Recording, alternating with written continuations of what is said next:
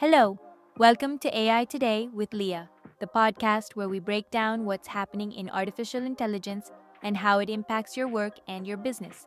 If this content helps you make better decisions, make sure to subscribe so you don't miss upcoming episodes. This is the summary for April 13th to April 26, 2026. Let's get started. This week confirms something we've been anticipating. AI is no longer just a tool, it's becoming enterprise infrastructure, and OpenAI has taken a very clear step in that direction.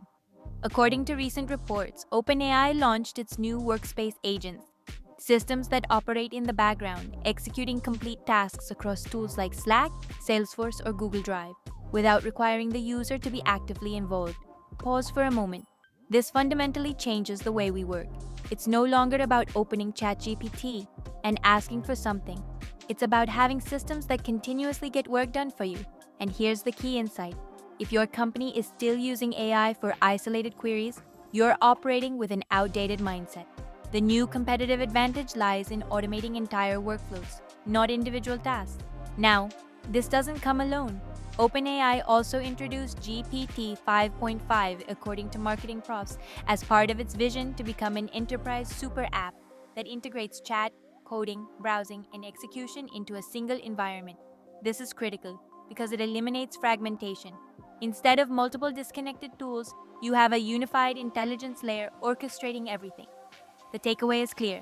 Companies that centralize their operations around an AI layer will move faster, with less friction and less dependence on traditional systems. From another angle, OpenAI also made it clear in its official communication that companies are no longer experimenting with AI, they are redesigning themselves around it. And this matters because it changes the conversation at the executive level. It's no longer, how do we use AI, but how do we redesign the company with AI at the core? Meanwhile, Anthropic introduces what is probably one of the strongest and most uncomfortable signals about where this technology is heading. According to Reuters, its new model, Claude Mythos, can detect critical software vulnerabilities at a speed that exceeds the ability of human teams to respond. In fact, technical reports suggest it has already identified hundreds of real-world system flaws in just days. This is key, because we're not just talking about productivity, we're talking about power. The business insight is straightforward. Cybersecurity is no longer just about defense. It's a speed race driven by AI. And if your company is not incorporating AI into security, you're exposed in an environment where attackers will.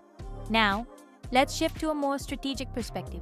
Gartner projects that by the end of 2026, 40% of enterprise applications will include AI agents. Think about that. 40%. That's not marginal adoption. It's a structural transformation of enterprise software. And here's a critical decision point.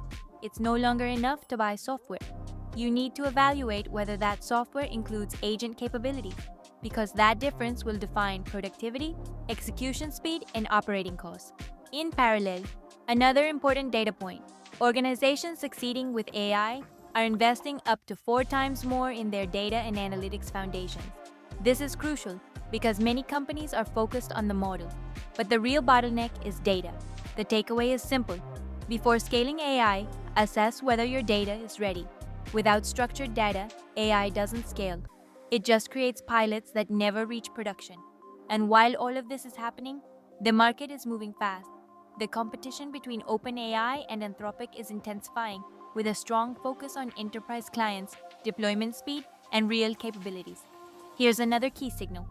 The winner is no longer the most powerful model. It's the one that integrates best into the business. And I'll close with a thought that connects everything we discussed today.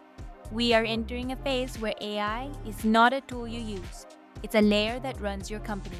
Agents that execute, models that centralize, systems that decide. So the question is not whether you will use AI, but which part of your operations you will redesign first. Because this is no longer the future, it's the present. Thank you for joining us on AI Today with Leah. We'll be back in the coming weeks with more updates on artificial intelligence for the real world.